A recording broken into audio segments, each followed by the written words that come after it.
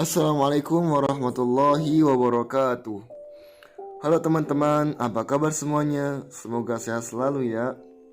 Perkenalkan, kami dari kelompok 2 mata kuliah pengantar metodologi penelitian yang diampu oleh Bapak Firdaus Wajidi MA PhD dari kelas A, Program Studi Pendidikan Agama Islam, Fakultas Ilmu Sosial, Universitas Negeri Jakarta. Kelompok kami terdiri dari 4 anggota, yaitu yang pertama Fahar Rasyad Kumara, yang kedua Muhammad Rifki, yang ketiga Ahmad Sohibul Wafa, dan yang keempat Fitri Ulia Alfandri. Pada video kali ini kami akan membahas satu makalah tentang teori dalam penelitian. Makalah ini terdiri dari 3 subbab pembahasan yang menjelaskan teori penelitian dalam metode kuantitatif, kualitatif, dan metode campuran. Simak terus videonya sampai akhir ya. Selamat menonton. Kuantitatif. Kuantitatif adalah penelitian yang menggunakan data berupa angka sebagai alat menemukan keterangan mengenai apa yang ingin kita teliti. Penelitian kuantitatif memiliki tujuan mengeneralisasi temuan penelitian sehingga dapat digunakan untuk memprediksi situasi yang sama pada populasi lain. Penelitian kuantitatif juga digunakan untuk menjelaskan hubungan sebab akibat antar variabel yang diteliti. Selanjutnya, 1. Variabel penelitian kuantitatif. Pada penelitian kuantitatif menggambarkan 2 variabel, yaitu variabel bebas dan variabel terikat. Variabel bebas adalah variabel yang mempengaruhi atau yang menjadi sebab perubahan dari adanya suatu variabel dependen atau terikat. Sedangkan variabel terikat adalah variabel yang dipengaruhi akibat adanya variabel bebas atau variabel penelitian yang diukur untuk mempengaruhi besarnya efek atau pengaruh variabel lainnya. 2. Definisi teori dalam kuantitatif. Seperangkat definisi, konsep, dan proposisi yang telah disusun rapi dan sistematis tentang variabel-variabel dalam sebuah penelitian. 3. Bentuk teori dalam kuantitatif. Dalam proposal penelitian, peneliti menegaskan teorinya dalam beberapa bentuk, seperti hipotesis, pernyataan logika, jika, maka, atau bentuk visual. Pertama, peneliti menegaskan teori dalam bentuk hipotesis-hipotesis yang saling berhubungan. Kedua, peneliti menyatakan teori dalam bentuk pernyataan, jika, maka, yang menunjukkan mengapa seseorang harus menggunakan variabel bebas dapat memengaruhi variabel terikat. Ketiga, peneliti dapat menyajikan teori dalam bentuk visual. Bentuk ini penting untuk menerjemahkan variabel-variabel ke dalam gambar visual. Yang keempat, ada penempatan teori dalam kuantitatif. Dalam penelitian kuantitatif, peneliti menggunakan teori secara deduktif. Arti dari teori secara deduktif adalah penarikan kesimpulan dari situasi yang umum untuk memperoleh hal yang khusus dan meletakkannya di awal proposal penelitian. Maksud dari penempatan teori dalam kuantitatif ini adalah tujuannya untuk menguji atau memverifikasi suatu teori ketimbang mengembangkannya. Maka peneliti kuantitatif mengajukan teori, mengumpulkan data untuk menguji teori tersebut dan menyatakan konfirmasi atas teori tersebut berdasarkan hasil yang telah diperoleh. Lalu, peneliti memverifikasi suatu teori dengan menguji rumusan masalah atau hipotesis-hipotesis yang berasal dari teori ini. Selanjutnya, yang kelima yaitu menulis perspektif teori kuantitatif.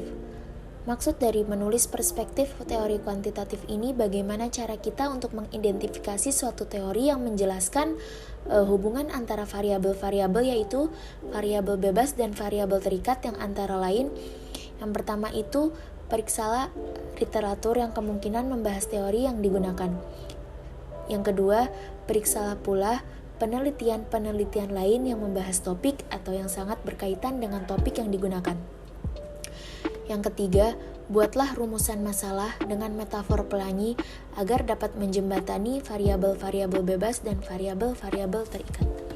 Selanjutnya yang terakhir ialah menjelaskan teori yang digunakan dalam bagian khusus. Selanjutnya yaitu penelitian kualitatif. Dalam penelitian kualitatif ini akan dibahas 2 hal. Yang pertama, variasi teori dalam penelitian kualitatif. Yang kedua, penempatan teori dalam penelitian kualitatif. Belum membahas teori tersebut, definisi dari penelitian kualitatif itu sendiri adalah penelitian yang bersifat deskriptif dan cenderung menggunakan analisis. Pembahasan yang pertama tentang variasi teori dalam penelitian kualitatif. Variasi tersebut itu mencakup yang pertama, A. Teori yang digunakan itu sebagai penjelasan atas perilaku dan sikap tertentu. Yang B itu teori tersebut sebagai panduan umum untuk meneliti gender, kelas, dan ras atau masalah yang kelompok marginal gitu. Lalu perspektif teoritis yang digunakan dalam penelitian tersebut ini seperti perspektif feminis, maksudnya itu penjelasan atas perilaku dan sikap tertentu mengenai feminisme gitu. Yang kedua ada wacana rasial yang menggambarkan tentang diskriminasi rasial. Yang ketiga ada perspektif teori kritis. Yang keempat ada teori queer. Yang kelima ada studi disabilitas. Lalu selanjutnya variasi teori yang berikutnya yaitu tentang teori kualitatif yang sering digunakan sebagai poin akhir penelitian. Yang terakhir, beberapa penelitian kualitatif tidak menggunakan teori yang terlalu eksplisit. Pembahasan yang kedua yaitu tentang penempatan teori dalam penelitian kualitatif.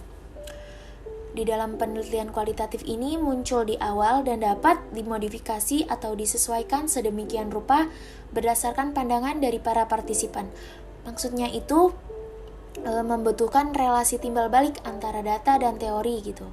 Datanya itu harus diolah dengan secara dialektik agar dapat menghasilkan proporsi-proporsi baru yang memungkinkan munculnya kerangka teoritis dengan tetap menjaga kerangka tersebut secara ketat agar data tersebut itu tidak tercampur dengan data yang lain. Dan yang terakhir adalah mixed method.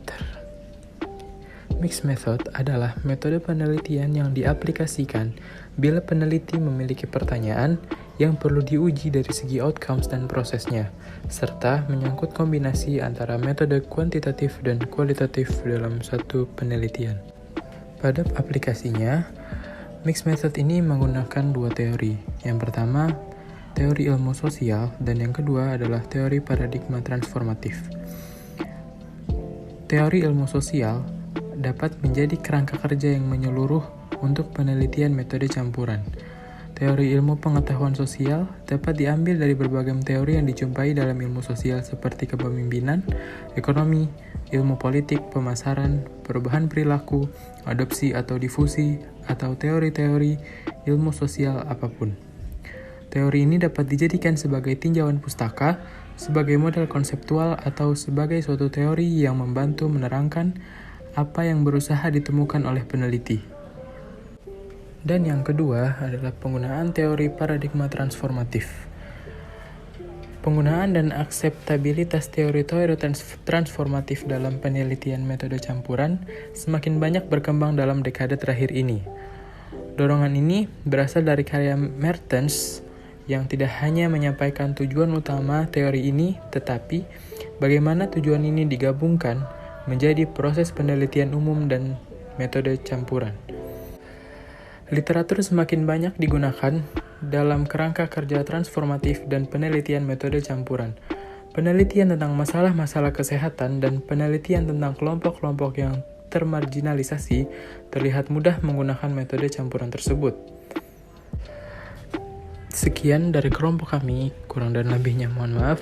Wabillahi taufiq wal hidayah. Wassalamualaikum warahmatullahi wabarakatuh.